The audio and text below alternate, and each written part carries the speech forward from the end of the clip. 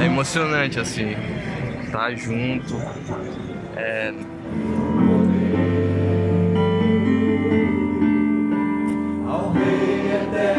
O momento aqui tem sido único para mim, porque eu pude transpor uma barreira que eu achei que jamais conseguiria, que é do virtual para o real.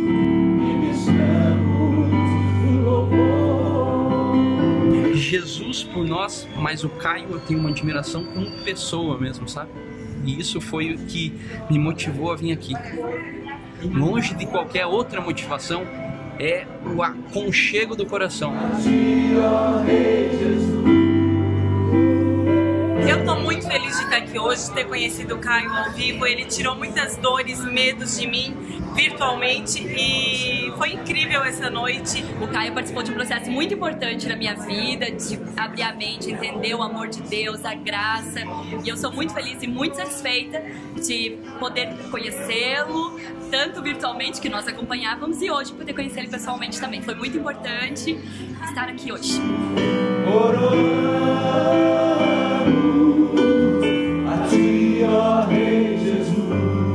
Aqui você vê que a realidade, a unção da palavra de Deus e tudo aquilo que ele fala lá, né, ele consegue transmitir aqui ao vivo e a cores.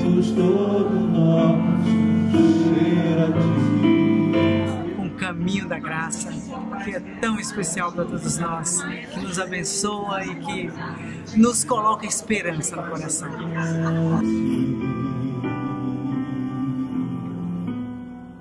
Vamos ficar em pé.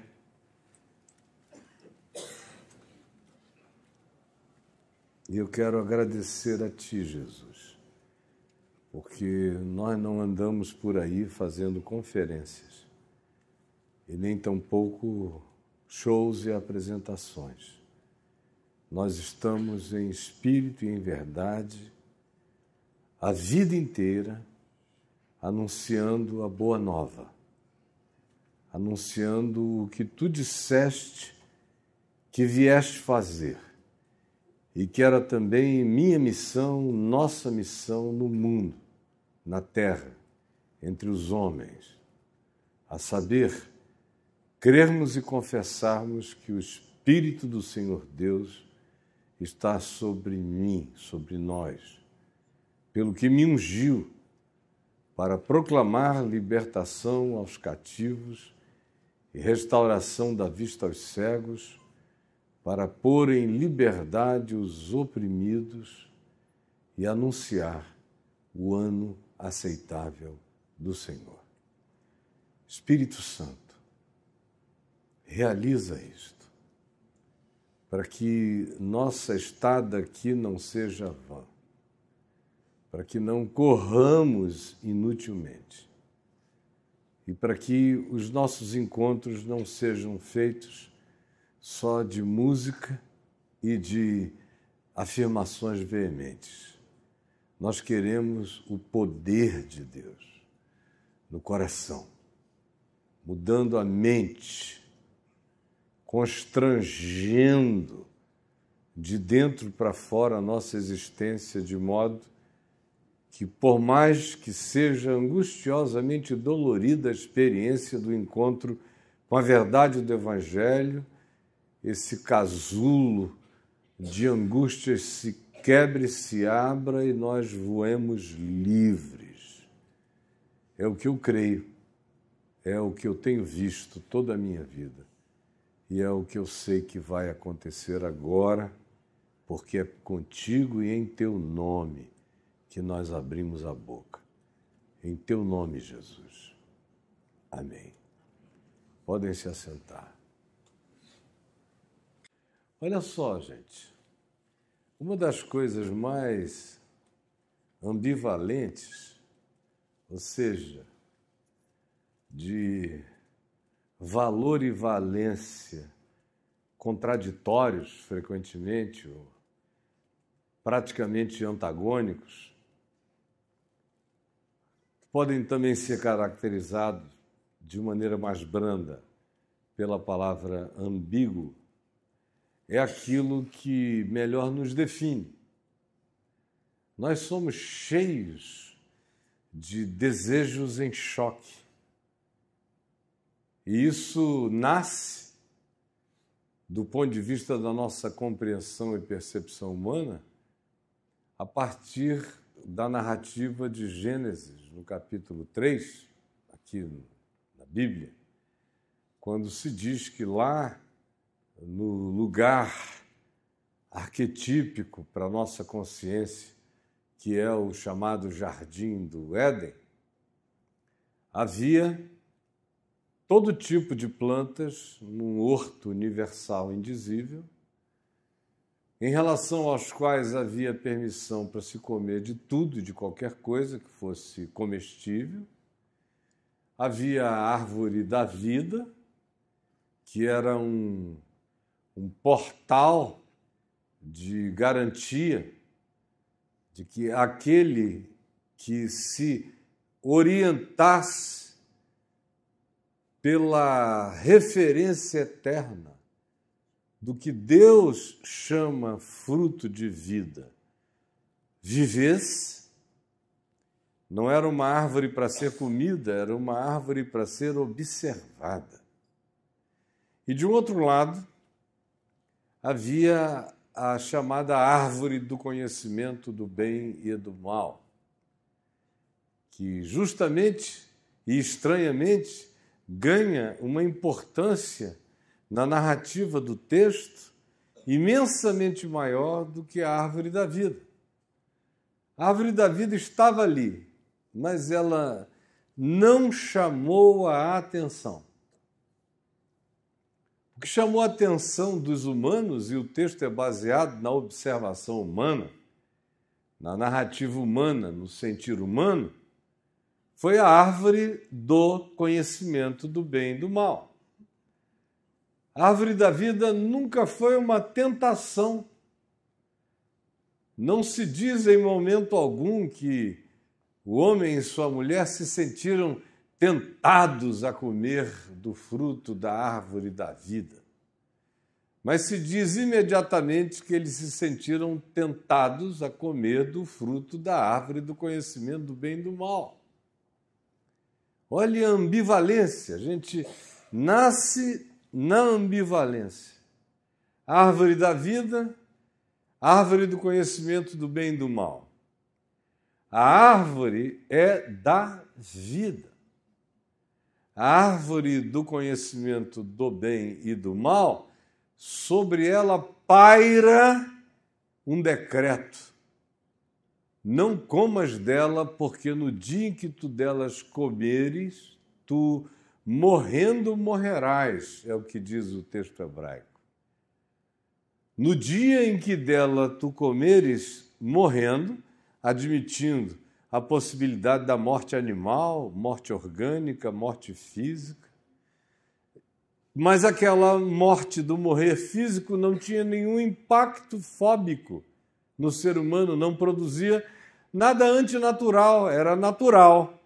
O que se torna antinatural é o que se diz que adviria do fruto da árvore do conhecimento do bem e do mal. Porque no dia em que tu dela comeres, se tu morreres, tu morrerás.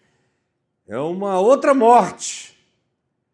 É uma segunda morte, é uma morte para além do elemento orgânico, para além da cessação da vida. Vai se instituir a consciência de um morrer apartador, de um morrer separador, de um morrer consciente de que a vida se foi. E não tem apenas a ver com o corpo, tem sobretudo a ver com aquilo que liga você, humano, àquele que é o Criador da vida. Pronto. Essa foi a palavra do Criador, a palavra do originador, a palavra daquele que instituiu todas as coisas vivas, lindas e todas as existências que dele procedem, e fora dele nada do que existe existiria ou existirá. No entanto, o que acontece é que imediatamente aquilo que é antagônico à vida passa a acontecer como o grande desejo, a grande tentação, a grande vontade, a grande pretensão, a grande cobiça. Morrer. Morrer. E eles passam por ali e cada dia mais a árvore da vida é menos vista, menos notada, menos percebida. Viver vai passando a ser um acontecimento corriqueiro. Supostamente, eles já eram alimentados ou psicologicamente tinham a impressão de que em relação à árvore da vida tudo era óbvio. Mas em relação à árvore do conhecimento do bem e do mal, nada era óbvio porque eles não tinham tido a experiência de morrer. E aí, subitamente, a experiência de viver se torna banal. E a experiência de morrer que não tinha sido provada se torna o grande desafio da existência. O grande desafio da existência agora é a morte. Vida nós já temos. Morrer nós não sabemos. E a gente quer saber como é morrer. E dia a dia eles passam, eles olham, eles veem, vai crescendo neles a gravidez do desejo da experiência da árvore do conhecimento do bem e do mal, da ambivalência, dos gostos antagônicos, do saber fazer o bem e do compreender, do discernir o que fosse mal, sendo que não se diz que de modo algum, em existindo, em vivendo, eles estão fazendo nenhum bem ou nenhum mal, se continuassem apenas a ser quem eles eram. No entanto, não basta ser quem se é, se quer ir para além do que se é e se deseja intensamente conhecer as experiências mais radicais, mais terminais. Começa a surgir uma pulsão borderline no ser humano. Eu preciso ir até a beira do precipício. Aquela é a árvore referencial das voltas. Se a gente pudesse transformar isso numa praça de visibilidades no chão do mundo, vocês iriam ver que a árvore da vida tinha grama completamente intocável em volta dela. Mas a árvore do conhecimento do bem e do mal ia ter aquela voltinha de pés que andam, até capinarem todo o chão. Vocês sabem como é, não é? É como o caminho da roça. O cara passa, até que limpa a área. A árvore da vida estaria lá, e não visitável, ela era óbvia demais, eu vivo. A árvore do conhecimento do bem e do mal é que era objeto desse rodear diário, constante, passa, vai tirando o chão, vai limpando, vai, pela repetição, vai dando clara demonstração de aonde está nosso coração, nossa observação. Até que surge aquela voz que na narrativa do livro de Gênesis está incorporada numa serpente. É claro, para mim, pelo menos, isso não faz nenhuma diferença, é uma descrição de natureza arquetípica, simbólica, mítica, para descrever o fenômeno psíquico, espiritual, dentro da mente dos humanos. Mas a voz vem, sinuosa, serpenteando, sutil, silenciosa, no máximo sibilante, e fala: olha aí, por que você não come? Ela é gostosa, é bonita e gostosa. Bonita e gostosa é um negócio irresistível, né? Ela é bonita, ela é gostosa. E a experiência dela, você não tem ideia. Comer disso aí, provar disso aí, catapulta você para níveis de experiência, de gozo, de prazer, de conhecimento. Coloca você num patamar de experiência para além da árvore da vida, para além do natural, para além do normal, para além de um dia depois do outro. E tem mais. No dia que você comer, você não vai morrer. O argumento humano era: não, é gostosa, é linda, mas se eu comer eu morro. Morre nada. Deixa de ser bobo.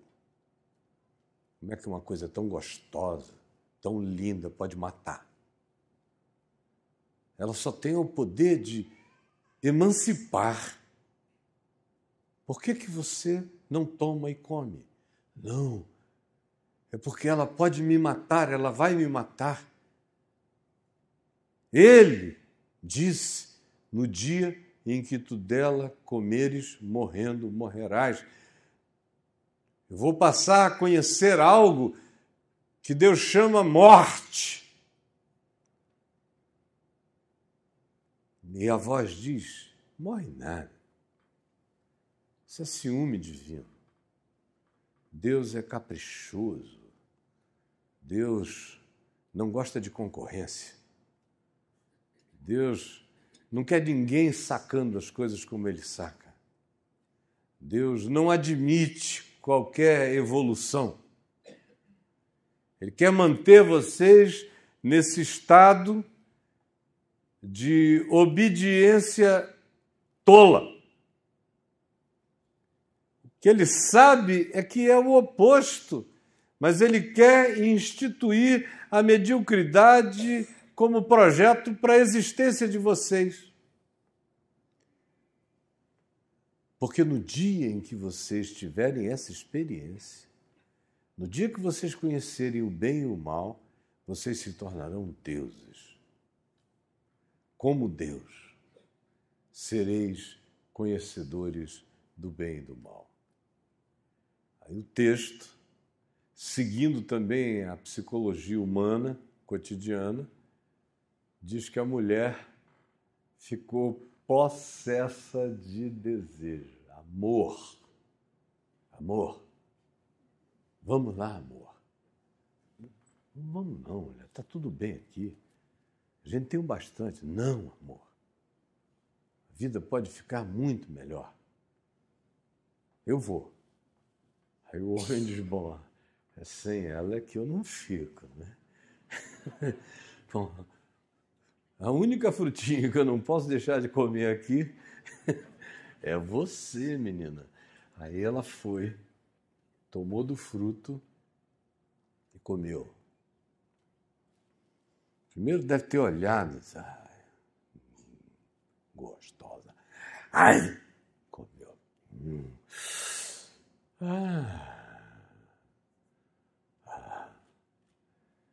Toma. Ele pegou e comeu.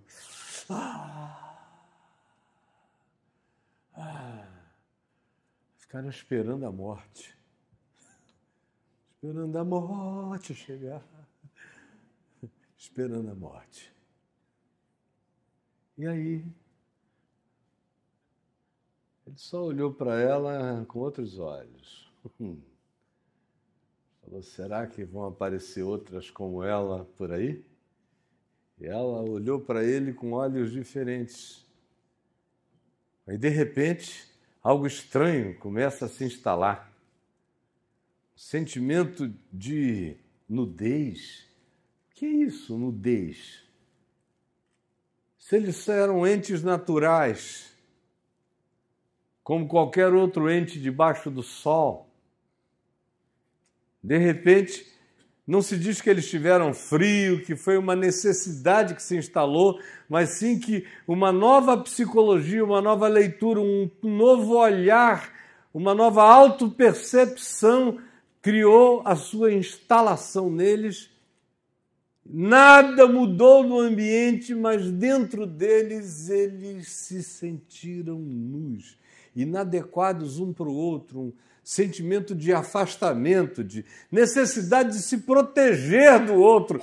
Ele me vê demais, ele me sabe demais, ele me sente demais, ele me percebe demais. Eu preciso ter coisas guardadas.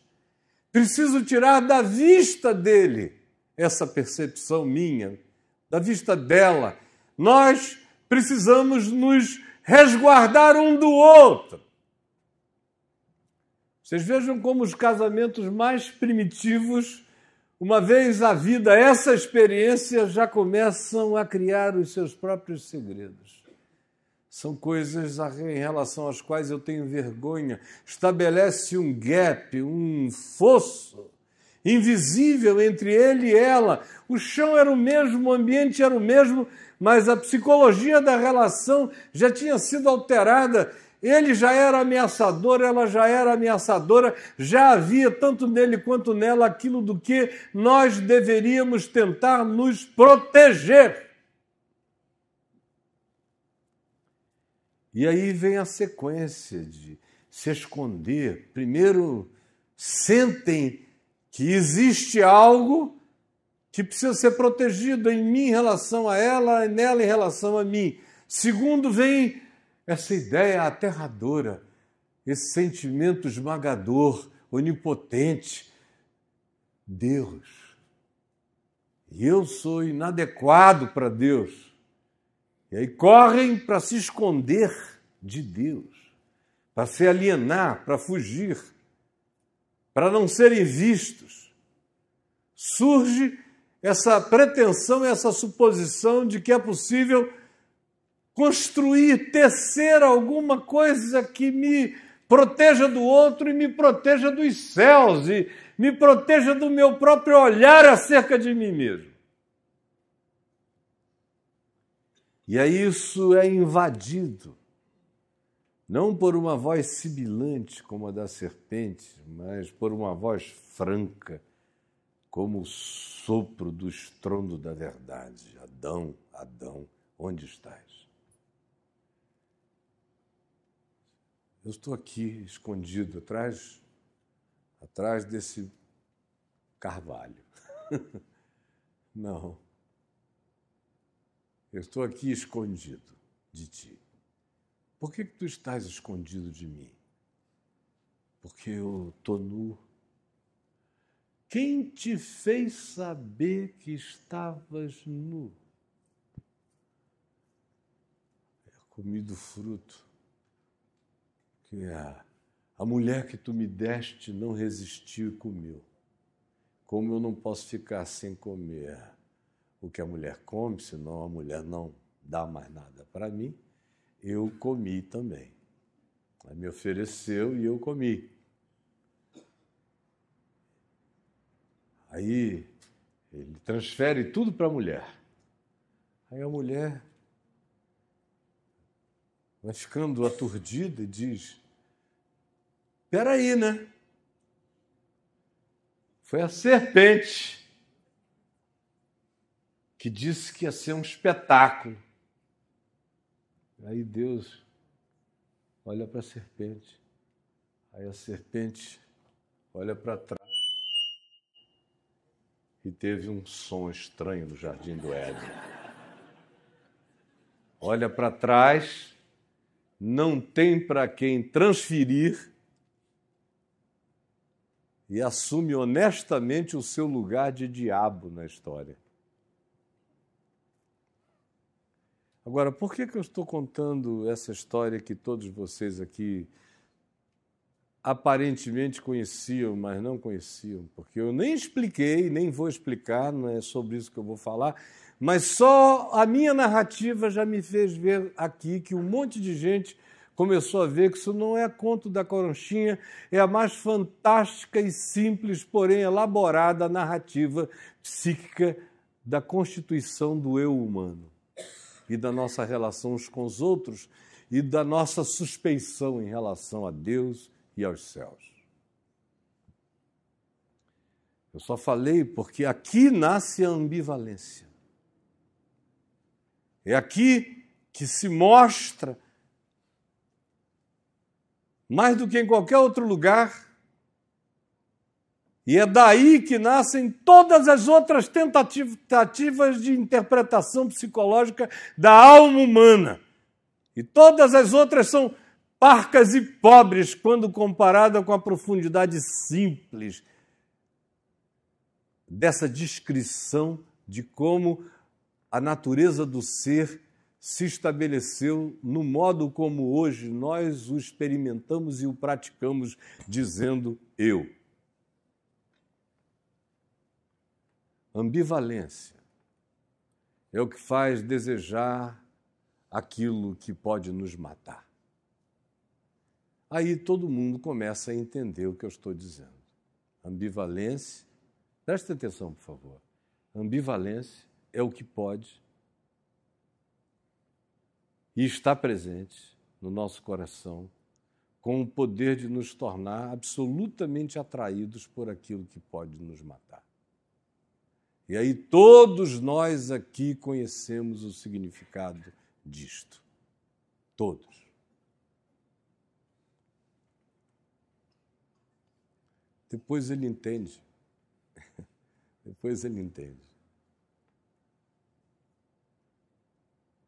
Ambivalência é o que faz com que eu sinta tesão pela morte. Ambivalência é o que faz com que, mesmo sabendo que aquilo pode me destruir, eu arrisque de modo borderline para ver até em que extremos eu consigo chegar. Ambivalência. Presente em praticamente todas as nossas decisões. Sem cuja realidade nós perdemos o chamado senso de excitamento. Ambivalência. É o que faz você percorrer sendas, caminhos, veredas impensáveis, que de outra sorte você mesmo diria a si próprio não vá. Há uma dimensão inteira de você que diz isso não é caminho de vida, mas há uma outra dimensão que diz eu não conseguirei continuar existindo sem essa experiência, eu preciso dela para continuar. Mesmo que ela esteja atavicamente ligada a tudo quanto seja descrição daquilo que pode me destruir, me arruinar, acabar comigo, mas eu chego lá. É como uma picada de heroína. Praticamente todos os que estão aqui não sabem o que é isso. Mas quem sabe o que é isso, sabe o que é isso. Entra, e logo depois, segundos depois, um mundo inteiro começa a se abrir de emoções, de sensações, de um bem-estar demoníaco. Algo que você não quer que pare nunca mais, que não é decorrente de acordar, de trabalhar, de suar, de tomar um banho frio, de comer uma boa comida, de beijar a boca que você ama, de abraçar os filhos que você quer bem. Não, é uma quebra da sequência e do cotidiano da existência, dando a você um salto para além de toda justificativa de invasão de um prazer alienígena na sua alma. Embora poucas horas depois você esteja desesperado para aplicar-se daquilo outra vez, porque o efeito rebote é que você foi tão excitado para além da capacidade natural do cérebro e da sua produção química, que para manter aquele estado você tem que alimentá-lo com aquela injeção de euforia perversa. E cada vez que você desce daquele estado de paraíso artificial, você mergulha numa depressão enorme, porque tudo que havia de possibilidade de arregimentamento químico no seu cérebro foi arregimentado para que você alcançasse os píncaros daquela experiência e, como resultado disso, você mergulha organicamente e depois psiquicamente nos abismos da ausência total de estímulo químico para viver. E aí você precisa daquilo até o dia em que aquilo já não tem mais o poder de realizar o que realizou a priori. E a necessidade de aplicação vai se tornando cada vez menor, mais intensa, os espaçamentos diminuem, a carência aumenta e o impacto já não é mais o mesmo. Para que o impacto volte a ser o mesmo, você vai duplicando, triplicando, fazendo o que você pode e nunca mais alcança a experiência inicial. E mesmo que sacudam você e digam que se você continuar fazendo, você vai morrer, há algo, uma pulsão, uma latência, uma angústia visceral gritando dentro de você: eu quero mais, eu quero mais, eu quero nem que seja a morte. Me dá o cálice da morte, mas me dá mais uma vez. Aí tem gente que me diz que não crê em Gênesis 3, nem na descrição que ali é feita, se ela é acachapantemente a mais realista de todas acerca da minha experiência como ser humano no planeta. É assim com qualquer coisa, com a mulher do próximo. Eu não vou perguntar quem aqui conhece essa experiência com a mulher do próximo, porque ia ser desastroso. Mas é assim com qualquer coisa, com um dinheiro que não é seu. É assim com a ambição de se tornar a pessoa que você não é. É assim com praticamente tudo que se liga, que se vincula à nossa existência. Tanto também o é em relação àquilo que, de cara e de saída, nós chamamos e sabemos como sendo algo negativo e ruim. Por exemplo, a doença. Não tem nada pior do que ficar doente. Só não acha isso quem nunca ficou doente mesmo. Mas quem já teve a anunciação de uma doença supostamente sem cura ou com gravíssimas dificuldades em relação a que cura se traga para ela, sabe perfeitamente disso. Até que apareça alguma coisa pior do que a doença na vida da gente, enquanto a gente está doente. Eu lido com gente aos milhares, há meio século, 46 anos. E eu vejo isso acontecer todo dia na minha frente. Uma pessoa, por exemplo, está vivendo um quadro de deficiência, de limitação, de doença, sofre com aquilo, quer sair daquilo, gostaria de correr livre na vida, de ter a possibilidade de voltar, no mínimo, ao normal, ao natural das possibilidades dele, dela. Aí ele descobre, por algum caminho, que a esposa dele está dizendo e conversando com as irmãs, com as amigas, com as colegas íntimas, dizendo, puxa vida, e eu estava me preparando para pedir divórcio. E ele ficou doente assim. Como eu já vi isso na vida. O marido chegar para mim, pelo amor de Deus, pastor, e agora? Eu digo, o quê, meu filho? Eu ia me divorciar da Viviane. Não é ninguém a Viviane, é todo mundo a Viviane, entendeu?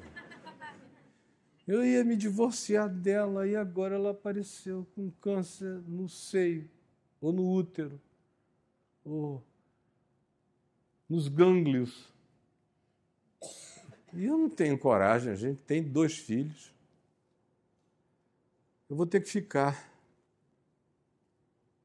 Aí está ele ali, ele é um homem bom. Ele diz para Deus todo dia, eu não quero que ela morra, Senhor, eu não quero que ela morra. Eu quero que ela viva. Me dá amor por ela, eu quero que ela viva, eu quero que ela viva, eu quero que ela viva. Porque se ele não disser isso para ele todo dia, não sei quantas vezes por dia, ele diz, eu quero que ela morra. E ela, no caso de ser ela, fica sabendo que ele está com essa angústia, ou nota, ou lê a alma dele, ou sente os impactos energéticos da angústia dele em relação àquilo que a ela aconteceu. E dentro do coração dela começa a surgir ambivalência acerca da cura. Se eu ficar curado, ele vai embora. Logo, eu não devo melhorar. Porque se eu ficar curado, ele sai pela porta. Então, ai, amor, essa coisa nunca me deixa. Me disseram que tem um especialista melhor. Vamos a São Paulo. Ou vamos a Nova York. Me leva a Cleveland. Seja onde for, o centro de medicina avançada. Se você falar com ela que ela está fazendo assim para preservar o casamento, ela vai ficar com ódio de você. Se você disser, você está fazendo isso, mas você no fundo, não quer ficar curada, porque no dia em que você receber alta, ele sai pela porta. Ou, numa elegância social um pouquinho melhor, ele espera 6 meses e vai. Ela vai te odiar, como muitos já me odiaram. Na hora que você entra com a verdade no processo e diz, escuta, você não está postergando, protelando, procrastinando decisões profundas que poderiam lhe trazer cura, porque no dia que você ficar curado ou no dia que você ficar curada, o seu cônjuge vai sair pela porta. Ou eu vejo mulheres e homens que adquiriram alguma fragilização como enfermidade, que é o que eu estou falando aqui agora, e que fazem isso em relação a tudo. Eu tinha um amigo que trabalhava numa grande multinacional e um dia jogando futebol de salão dentro da multinacional, com os funcionários da multinacional, como programa da multinacional, a cabeça dele bateu num poste. No futebol de salão, ele pá no poste, que estava na beirada da quadra. Aí pá, cai, trêmulo, convulsões, não sei o que e tal, aquela coisa toda. Era uma super multinacional, todo mundo preocupado, aquilo poderia custar uma indenização brutal. Ele já trabalhava lá há 30 e tantos anos. Seria caríssimo indenizá-lo se ele movesse uma ação contra a empresa. Aí a empresa, tratando ele assim, tapete vermelho para cá, tapete vermelho para lá, o que você quer, fulano? Ele é um pouquinho mais velho do que eu, uns 2, 3 anos. Aí ele dizia, não, eu estou querendo isto. Aí a empresa dava. Não, agora aqui eu não quero mais não, eu quero isto. Aí a empresa botava. Não, essa posição aqui eu cansei, eu quero aquela. Aí a empresa botava. Aí quando a empresa começou a cansar, de adulá-lo tanto tempo, ele dizia assim: olha a minha cabeça. Olha a cabeça, ela às vezes dói. Aí o pessoal: não, fulano, não, fica aí. Eu me lembro dele contando essa história para mim, para minha mulher, na praia, em Itaipu, em Niterói, dizendo: até hoje eu estou aqui, ó, nessa mamata. Quando eles mandam me buscar para fazer algum exame, eu digo: olha, cuidado, porque até atravessar as barcas me dá dor de cabeça. Aí eles dizem: então fica aí, fulano, não vem não. E o salarião, coisa boa. Tudo que ele não podia era ficar curado. A cura iria destruir a miséria da doença que ele alegava. No caso dele, era apenas uma alegação que já não condizia com a realidade, mas tem algumas pessoas, como eu disse inicialmente, em casos de relacionamento aonde a cura pode significar a alteração de todo o ambiente à sua volta, tem gente que prefere optar pela continuidade da doença do que por uma cura libertadora. É o texto que eu trouxe para ler para vocês hoje aqui, é esse. Espero que essa introdução tenha valido a pena, vocês tenham já começado a compreender onde eu vou começar a chegar.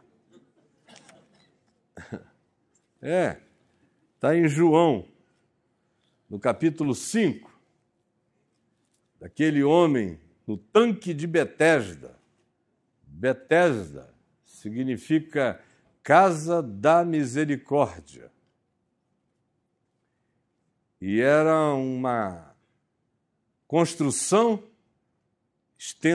extensiva ao templo de Herodes em Jerusalém, cujas ruínas estão lá até o dia de hoje,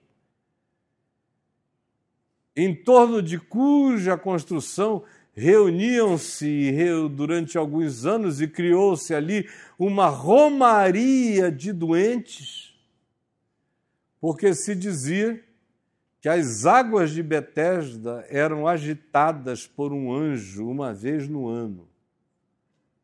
Ninguém sabia a época. Era assim uma visita angelical sem anunciação, sem data marcada jamais.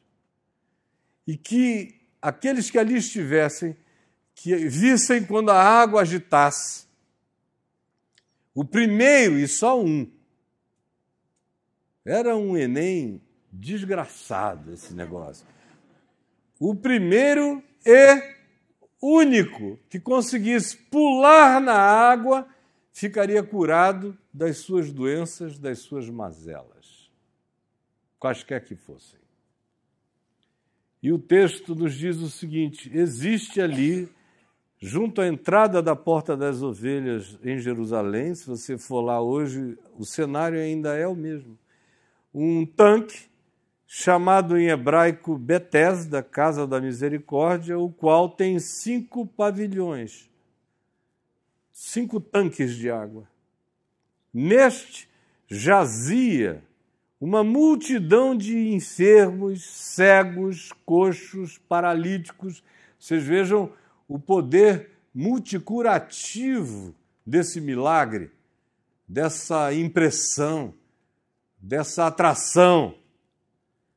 Cegos, coxos, paralíticos, enfermos de todas as naturezas, esperando que se movesse a água. É um negócio, uma vida miserável na Casa da Misericórdia. A casa é chamada da Misericórdia, mas a vida do pessoal ali era miserável. Misericórdia e miséria têm a mesma raiz, não é? Vocês sabem disso. Misericórdia é ter um coração que seja solidário para com a miséria do outro. Isso é ser misericordioso. E a miséria é estar na coisa sem coração nenhum, tentando te tirar de lá. Porquanto um anjo descia em certo tempo agitando a água, E o primeiro que entrava no tanque, uma vez agitada a água, sarava de qualquer doença que tivesse. Ora, estava ali um homem enfermo, havia 38 anos. Quantas pessoas nós temos aqui com 38 anos? As mulheres podem não levantar a mão. 38 anos? Quem tem 38 anos de vida? Você tem 38 anos? 38 anos. 38 anos. 38? Exato, 38 anos. É a idade da tua vida. Na beira daquele tanque. É um bocado de tempo. 38 anos. Meu Deus, quanta coisa eu fiz em 38 anos. Estava ali o homem, enfermo, havia 38 anos. Jesus, vendo-o deitado, e prestem atenção, e sabendo que estava assim havia muito tempo, Jesus olhava para ele, olhou naquele dia e sabia, ou foi informado, mas o importante é que ele sabia que o homem estava ali, naquele estado, há muito tempo. Então lhe perguntou: ei, você quer ser curado? Isso é uma pergunta idiota, não é? Para um cara que está ali, todo enquirquilhado, 38 anos, a mosca passa, ele não consegue nem tirar direito. Aquela maca suja, cebosa, nojenta, dependente de todos. 38 anos.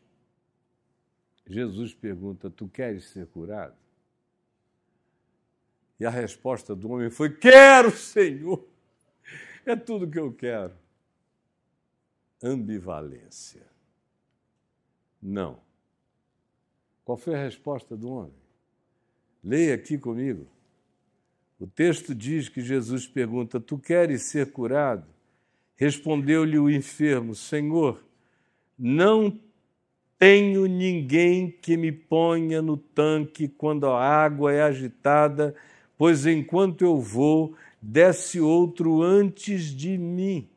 38 anos, ele diz: eu não tenho toda essa certeza, porque toda vez que eu vou, e pelo menos faz 38 anos que eu vou, toda vez que eu vou, chega alguém antes de mim.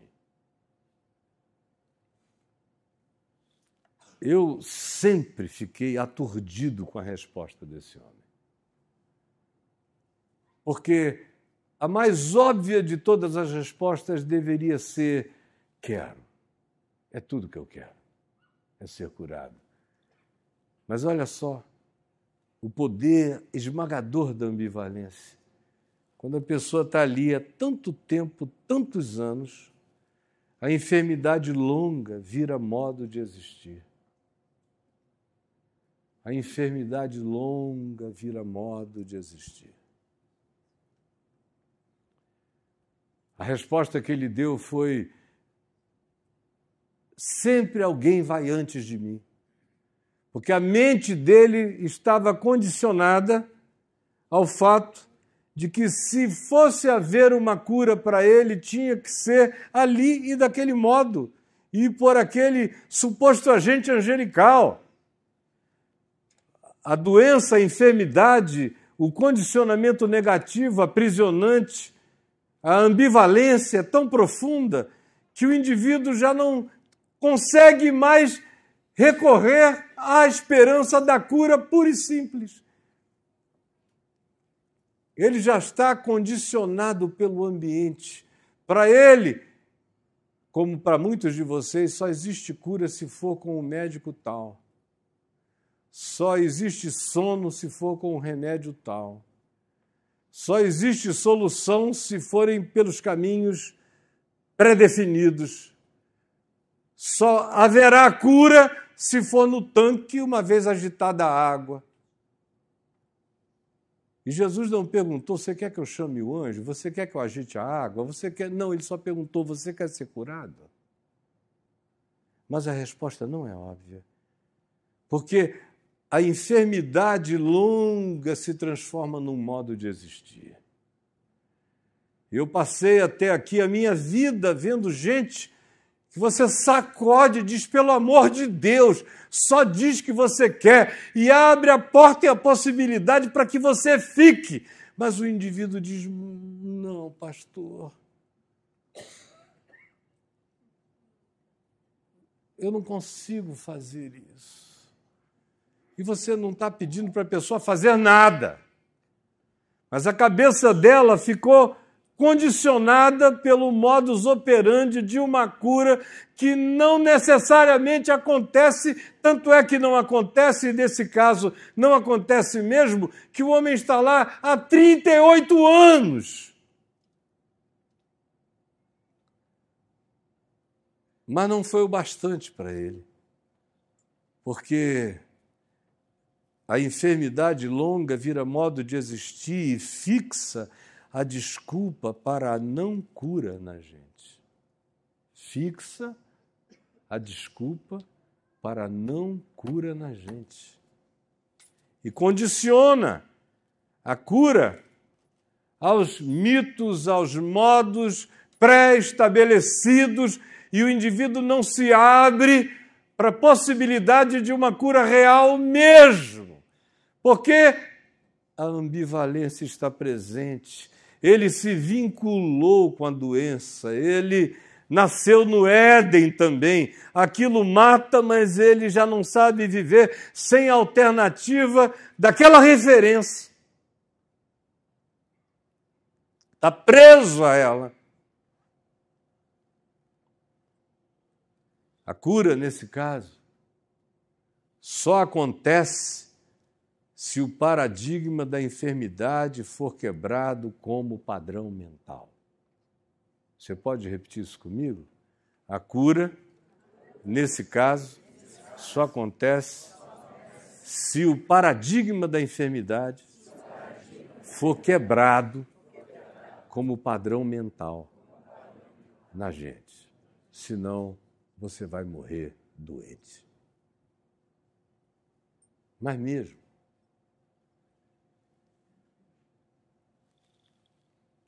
O que eu estou descrevendo aqui é o que eu vejo todos os dias.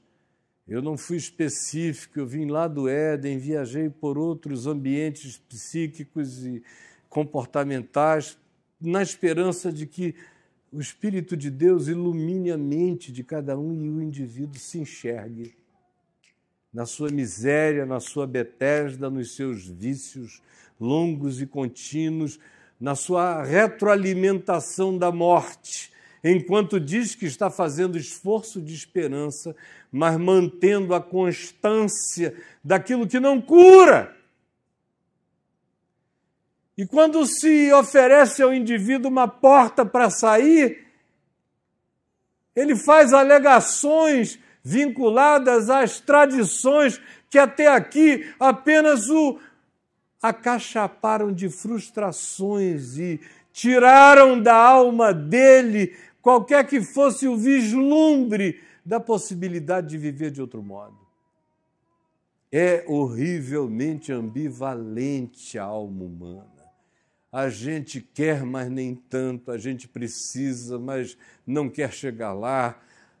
A gente diz que aquilo está nos matando, mas não tem coragem de largar. A gente diz, se eu continuar fazendo isso, eu vou destruir tudo que eu construí, mas continua. Vocês vão me dizer que eu estou falando alguma coisa que não tem nada a ver com o cotidiano da maioria de todos aqui?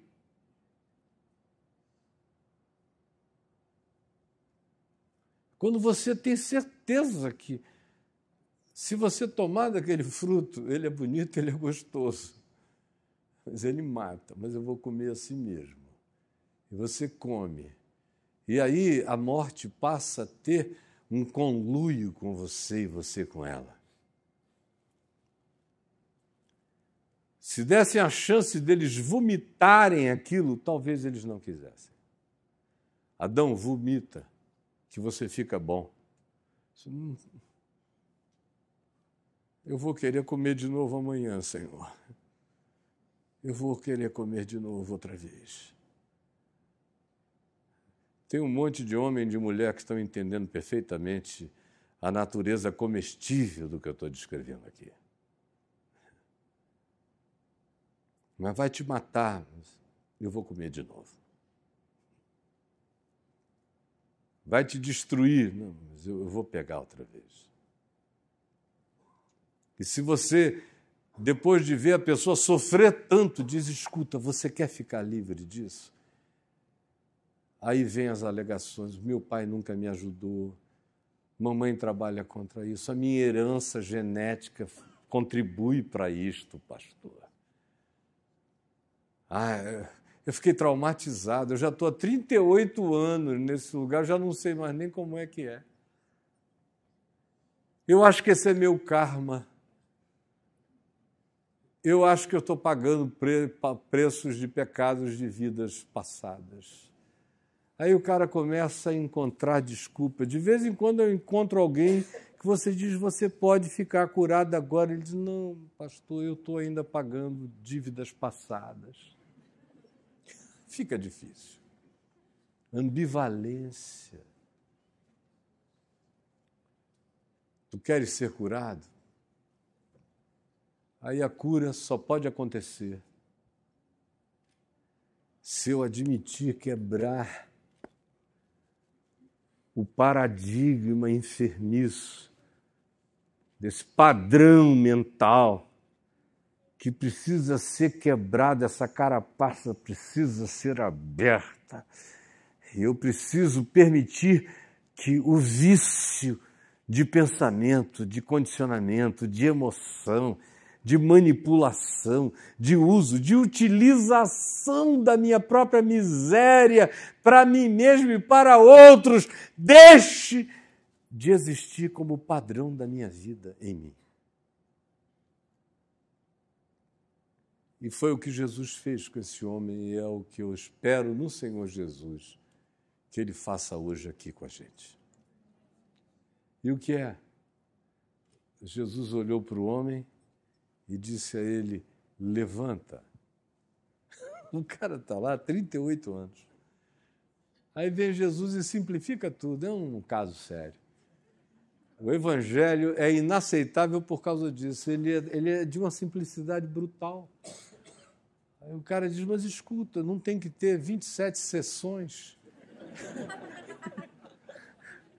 Quanto é que eu tenho que botar? Qual é o tamanho da novena, da campanha? Quantas terapias? Aí vem Jesus com a boa nova, simples, desgraçadamente simples, perversamente simples para a mente viciada. E diz, levanta. O cara diz, deve estar de sacanagem, né? Levanta. Toma o teu leito, toma o meu leito e anda. É para quebrar um vício mental de 38 anos ou um condicionamento que já tinha se tornado infinitamente mais forte do que a doença, do que a enfermidade. A enfermidade se transformara numa tolice quando comparada com a montanha de condicionamentos, de fixações, de dependências, de racionalizações mórbidas que ele havia desenvolvido para justificar o fato de que ele era doente de si mesmo. Doente de si mesmo. Levanta, toma o teu leito e anda. Aí o milagre acontece. Esse é o milagre. O milagre é que diz, então o homem se viu curado. Isso é que é maravilhoso. Levanta, toma o teu leito e anda. Parece uma piada de mau gosto, humor negro em Betesda. Imediatamente o homem se viu curado. Se viu curado onde? Se ele ainda estava no chão, em cima do leito e paralítico. Ele se viu curado no único lugar onde a gente pode se ver curado. antes de estar curado. Ele se viu curado. Pela primeira vez, ele se projetou curado. Aquele paradigma enfermiço foi quebrado. Aquela espada de Excalibur foi arrancada e se quebrou a mesa de pedra. Pá! Ele se viu curado. Ele se viu andando, ele se viu correndo, ele se viu voltando para casa, ele se viu vivendo, ele se viu ajudando os outros que não tinham como se levantar, ele se viu, ele voltou a conseguir imaginar-se são. Porque não tem nada que dificulte mais o processo de cura do que a morbidez de uma imaginação que não consegue mais se ver nem se admitir curada. E a gente se vicia em morte, a gente se vicia em enfermidade, a gente se vicia em morbidez. É por isso que a existência da gente é assim. É tanta necessidade de remédio para levantar, remédio para acalmar, remédio para equilibrar o que os dois desequilibraram. A gente precisa disso. E se você disser, escuta, uma boa alimentação, caminhada, isso e aquilo podem te ajudar, a gente até concorda, mas não tem coragem de se levantar e fazer. Essa é a verdade. Está instalada nas minhas células, nas tuas células, está instalada em nós. Você pode chegar e dizer, olha, armas não vão resolver o problema do Brasil. O que vai resolver o problema do Brasil é prosperidade, usar todos os recursos naturais dessa terra, parar de roubar, de se corromper, parar com guerras ideológicas idiotas que só servem aos interesses de insanos inconcebíveis e dedicarmos-nos todos sem inimizade mútua, sem fratricídio, ao trabalho, à produção, porque tem riqueza o bastante nesse país para ele ser uma grande potência distribuidora de recursos no mundo. E aí nós teremos todas as crianças das creches, das escolas, as mães vão trabalhar, os pais também, a saúde vai funcionar, a educação vai nos produzir e promover e tirar de nós o melhor dos nossos potenciais. E gente sem fome sente menos necessidade de roubar, de tomar, de assaltar, de agredir. E aqueles que estão hoje nos bolsões de miséria podem ser tirados disso e receberem educação que os reforme, que os ajude, que os recondicione.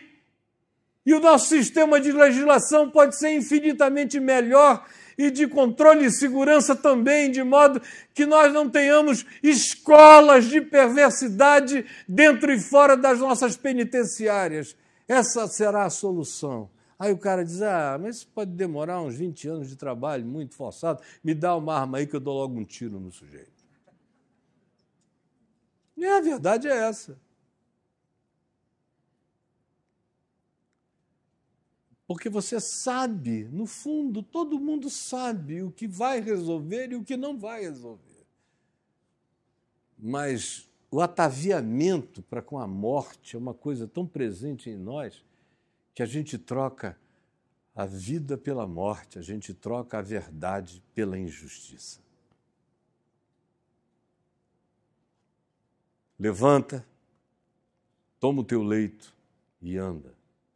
E o homem se viu curado. E aí, olhe como o texto do Evangelho prossegue. Imediatamente ele se viu curado. A primeira cura aconteceu na mente, nos processos de projeção de si mesmo para fora da calamidade. O homem se viu curado. E tomando o leito, essa é uma outra expressão linda, pegando aquilo que caracterizava a sua impotência, a sua morbidez, a sua entrega à paralisia, se viu curado e tomou o leito. Um ato simples, coisa extraordinária, começa na mente, se viu curado e tomou o leito, dobrou o leito e se pôs em pé. Tomando o leito, pôs-se em pé e começou a andar. Mais adiante, aqui mesmo, nesse capítulo 5, você vira a página e vê que Jesus encontra com ele, verso 14, naquele mesmo ambiente. Assim se diz, mais tarde Jesus o encontrou no templo, que está ali do lado, de Betesda, e lhe disse, olha, que já estás curado. Eu acho isso aqui muito lindo. Olha que já estás curado. Ele continua chamando o cara para ver. Olha, tu já estás curado. Ele esmaga de novo, ele finca, ele bate a estaca eterna da saúde e da cura no indivíduo. Olha, você já está curado. Não peques mais para que não te suceda coisa pior. Isso é de uma psicologia evoluída. Isso é psicossomatizante. Ele está dizendo, olha, você já está curado, fica nesse estado e lembra de que o processo inteiro começou por causa de culpa.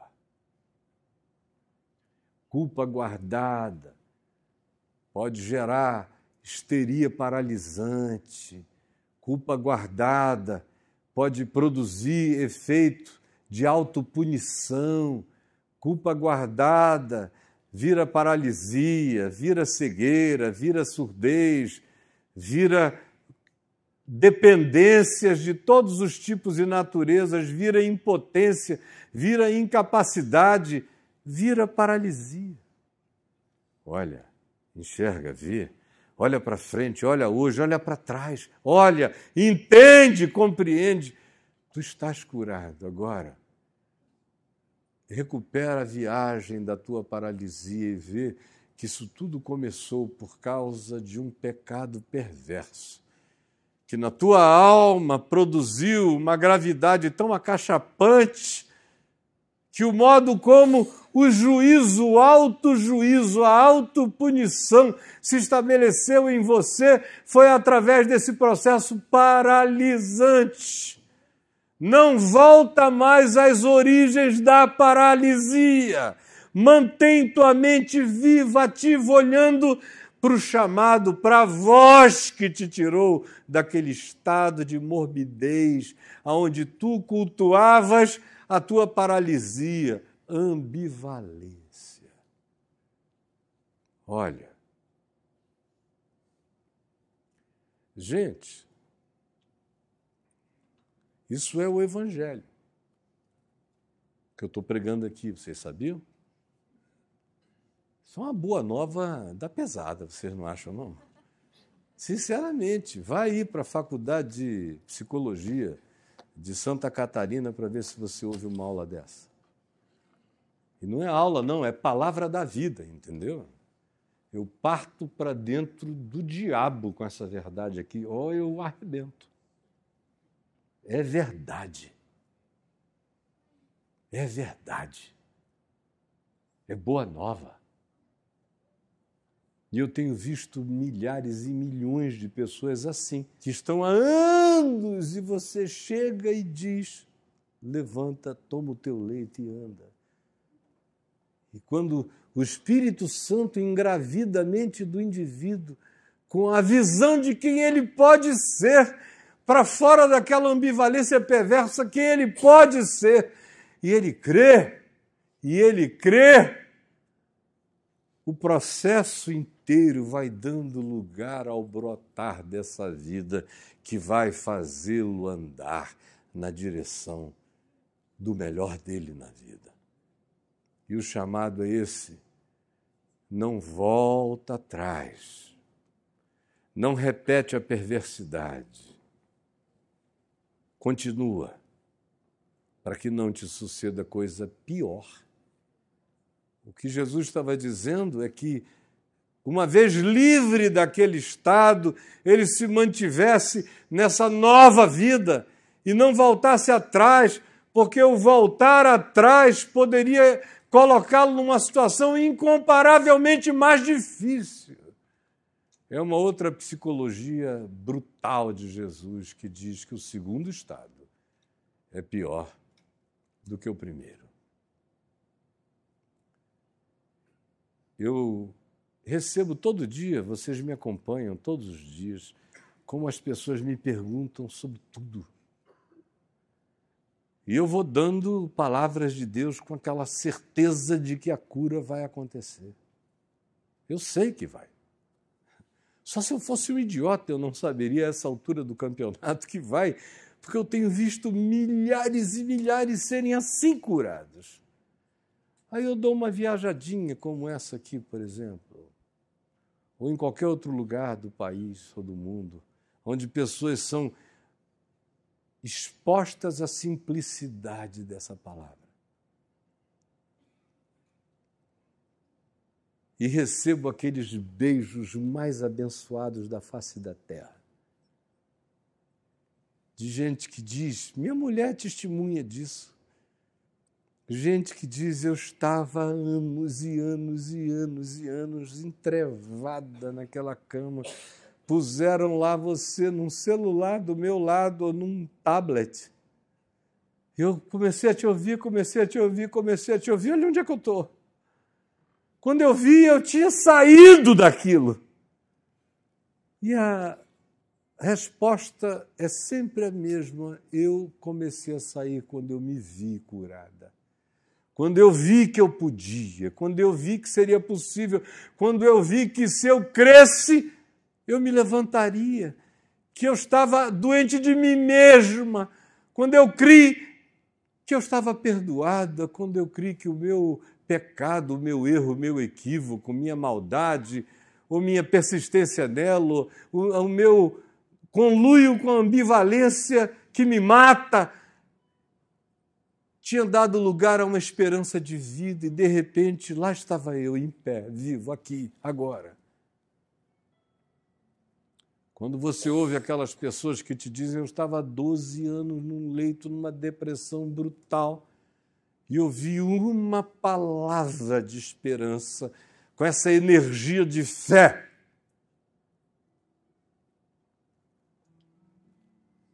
E aquilo saiu de mim como se tivesse sido arrancado por uma mão invisível e eu estou aqui. Você ouve todo tipo de coisas, de histórias. Sabe por quê? Porque eu não estou inventando isso. Eu não sou coach de bosta nenhuma, vocês entenderam? Não sou. Eu sou só um proclamador da Boa Nova. Que já está tudo feito, o resto é gente querendo ganhar dinheiro com uma historinha para lá e para cá.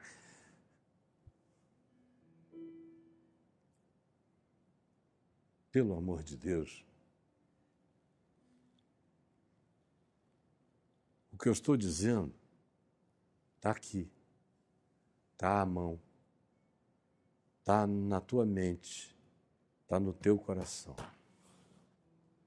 Porque se você crer nessa palavra, e na sua mente você a confessar em fé, você vai ver que não existe condicionamento tão grande, tão forte, tão brutal, tão final, tão perverso, tão maligno, que não possa ser quebrado num instante. E que a vida inteira não possa se reabrir. Basta que você se veja de outro modo. Você consegue se ver de outro modo? Ou você já está tão viciado que você não consegue mais se ver de outro modo? A gente conversa com pessoas todos os dias que dizem, não, sabe o que é, pastor? É que eu sou assim mesmo. Eu digo, então está ferrado. Porque o que podia te salvar é você admitir que você pode ser o que você quiser. Mas tem gente,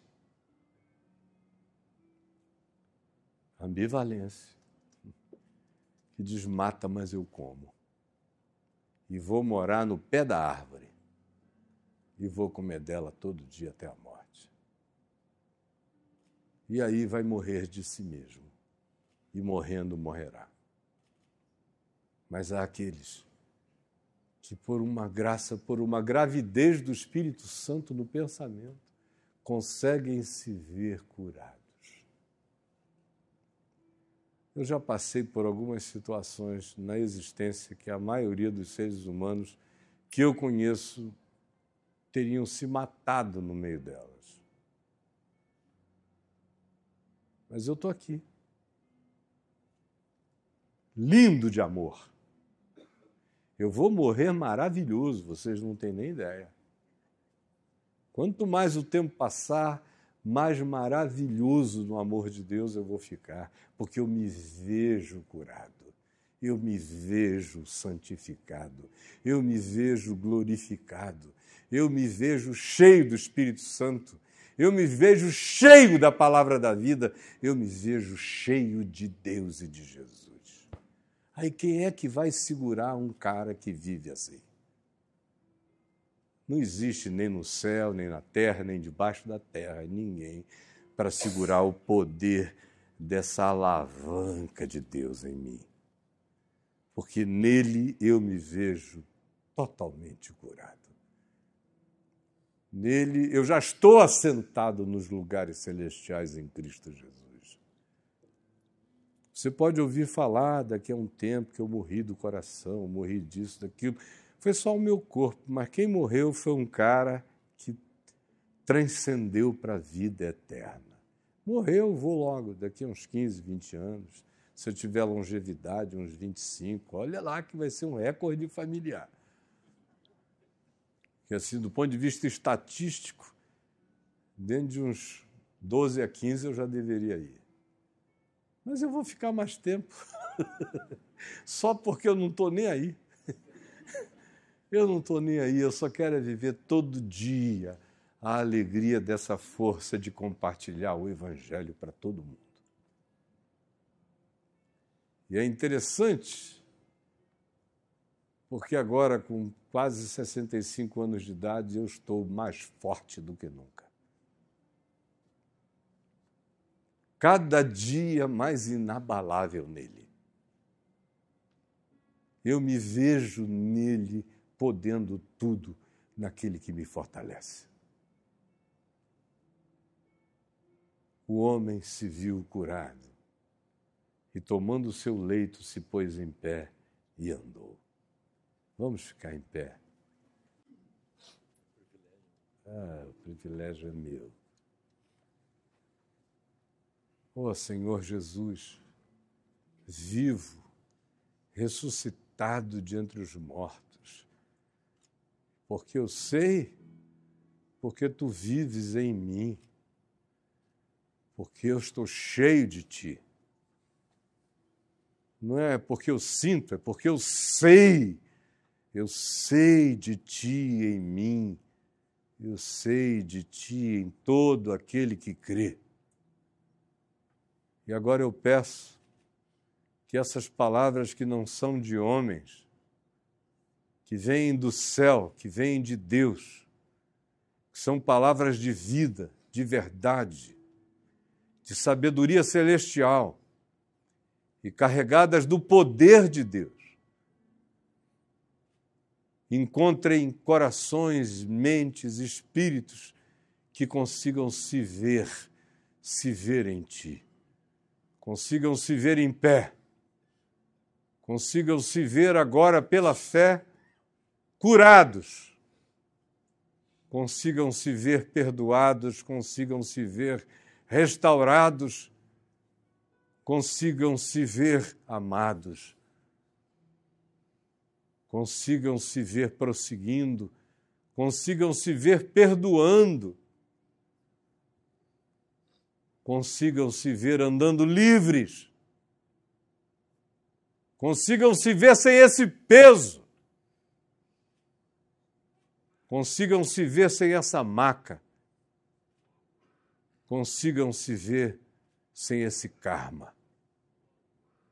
Em teu nome eu sei que o Espírito Santo está realizando isto aqui e agora no coração de milhares, dos que estão conosco e dos milhares que nos veem pelo mundo inteiro nesse mesmo momento. Obrigado, Senhor. Obrigado porque já aconteceu. E agora ajuda-nos a prosseguir, sem voltarmos às práticas que nos adoeceram. Ajuda-nos a ficarmos livres desse namoro com a árvore da morte, para que não nos suceda coisa pior. É o que eu te peço. Em nome de Jesus. Amém. E que Deus nos abençoe. Vamos cantar um louvor gostoso, meu querido Jack. Vamos lá. Me arrependo, Senhor. Eu quero voltar ao primeiro amor, ao primeiro amor. Eu quero voltar a Deus. Juntos. Eu quero voltar ao primeiro amor, ao primeiro amor. Eu quero voltar. Aleluia, louvado seja o nome do Senhor Jesus. Louvado seja o nome de Jesus.